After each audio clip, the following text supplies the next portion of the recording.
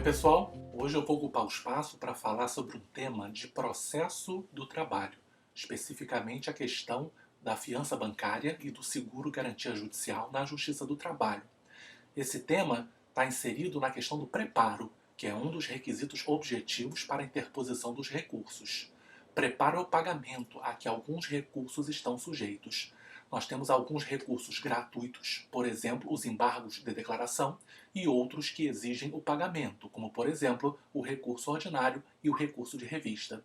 Quero tratar sobre essa temática e, ao final, sobre uma discussão muito atual e interessante a respeito da substituição do depósito recursal ou do depósito feito numa garantia de execução por fiança bancária ou seguro garantia judicial.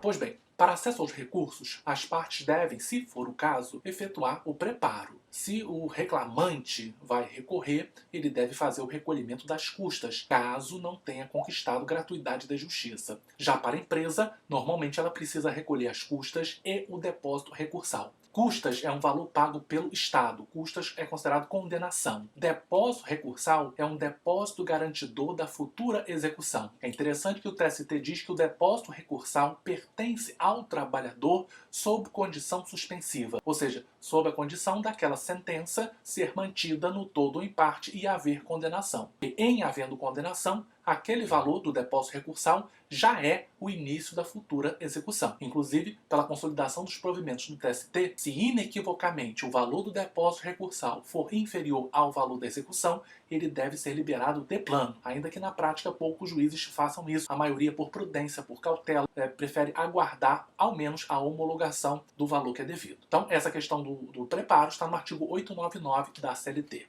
Uma coisa bem atual, bem recente, é que o STF declarou inconstitucional a exigência de depósito recursal para fins de recurso extraordinário. Foi o tema 679 do STF. Por que o Supremo considerou dessa maneira? Porque os requisitos para o recurso extraordinário já estão na Constituição Federal e lá não está escrito que tem que efetuar depósito recursal. Então teríamos a situação que uma lei infraconstitucional estaria criando uma exigência que não é contemplada na própria Carta Magna, e por isso os ministros entenderam que era inconstitucional no particular. Aí você me pergunta, mas então isso vale também para o recurso ordinário ou recurso de revista? Não, porque esses dois recursos estão previstos na CLT e não na Constituição Federal. Portanto, a exigência de depósito recursal para ambos é plenamente válido. Então, vale a pena ver o tema 679, que foi julgado recentemente pelo STF. Bem, questão de depósito recursal. Existem situações especiais em que a redução do valor do depósito ou mesmo isenção do seu pagamento, do seu adiantamento. A redução está prevista no artigo 899, parágrafo 9º da CLT, a saber, as entidades sem fins lucrativos, os empregadores domésticos, microempreendedores individuais,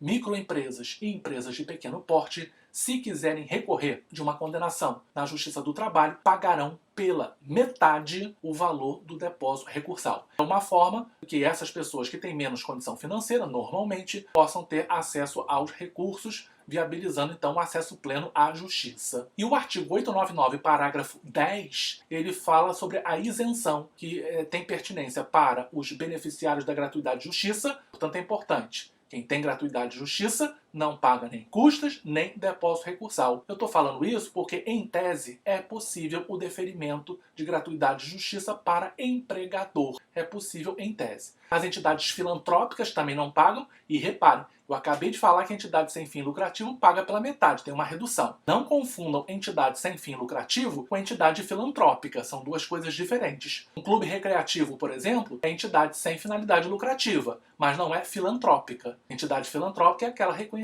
pelo Estado como tal. E as empresas em recuperação judicial, isso está no parágrafo 10 do artigo 899. Eu acrescentaria as empresas que têm a falência decretada, porque nesse caso elas também não precisam fazer recolher custas, nem depósito recursal, não precisam fazer preparo para viabilizar o seu recurso. Pelo artigo 899, parágrafo 11, esse depósito recursal, que normalmente é o valor maior, e esse valor é fixado na própria sentença, sabendo-se que existe um limite, ele pode ser substituído por fiança bancária ou seguro garantia judicial. Artigo 899, parágrafo 11, repito, isso se aplica também às execuções. Quando eu estou falando de depósito recursal, é porque ainda não transitou em julgado, a parte está tentando acesso à modificação por via de recurso.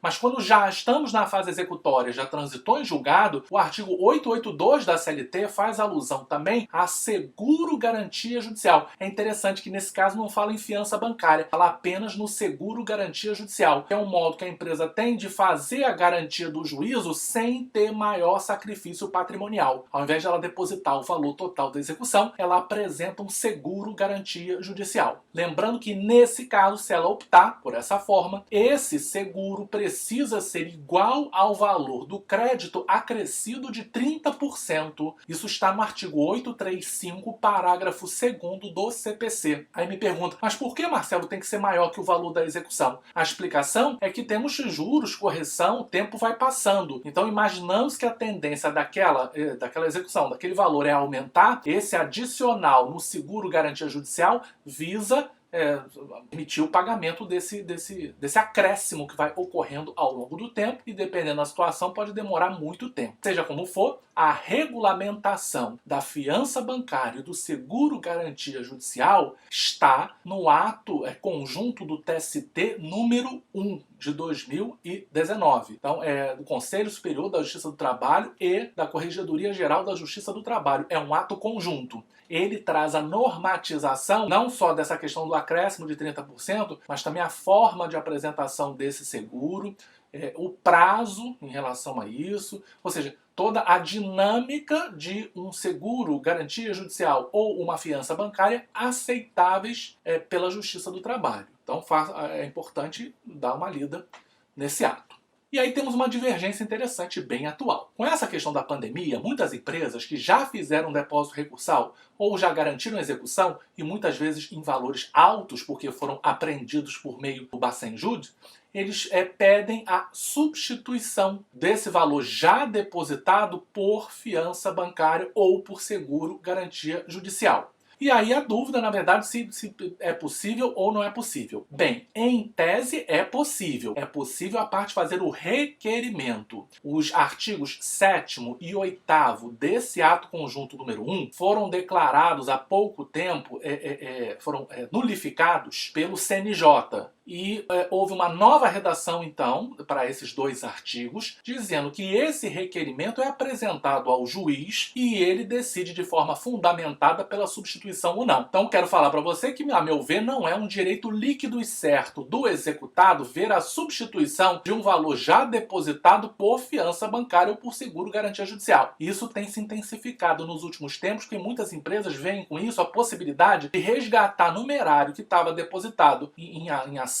e poder usar esse dinheiro para outros fins, para outras dívidas, outros pagamentos, normalmente numa situação tão difícil como a que a gente está vivendo. A dúvida é saber se é um direito inquestionável dela ou não. A resposta é não. Nem mesmo o ato conjunto número 1 diz que é direito da parte. E sim, ela pode levar esse pleito ao juiz que vai decidir de forma fundamentada. Então, o que eu posso dizer para vocês e os fundamentos respectivos? Há juízes que têm compreendido dessa maneira, ou seja, o dinheiro já está depositado, mas é devolvido à parte com a substituição por fiança bancária ou seguro garantia judicial. Aí depende se é questão de recurso ou se já está na execução. E outros entendem que não é possível e não tem deferido. Para quem não tem deferido, o fundamento é que essa substituição só valeria se o valor ainda não tivesse sido depositado pela parte, ou voluntariamente ou de forma coacta. Se a parte já fez esse depósito, repito, de forma voluntária, como é o caso dos recursos, ou eventualmente até pelo Bacen que é apreendido pela unidade judiciária no caso de execução, o dinheiro já está nos autos. Então não poderia haver substituição por ocorrer preclusão para muitos consumativa. O ato já foi praticado, na verdade, né, de uma forma diferente, e agora não poderia retroceder. Além do que, é bem diferente você ter dinheiro no processo e outra coisa é ter fiança bancária ou seguro garantia judicial, com os problemas e as intempéries normais que isso pode acontecer.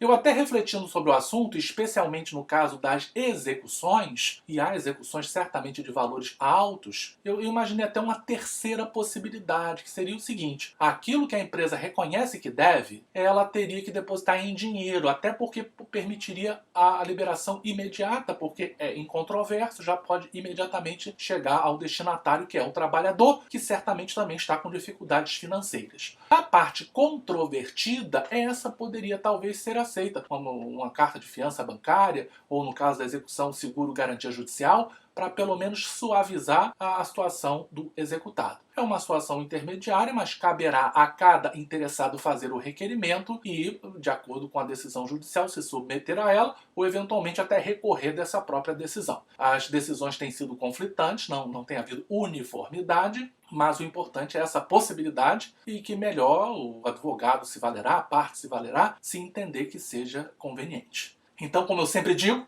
estude e faça mais pelo seu cliente. Bons estudos!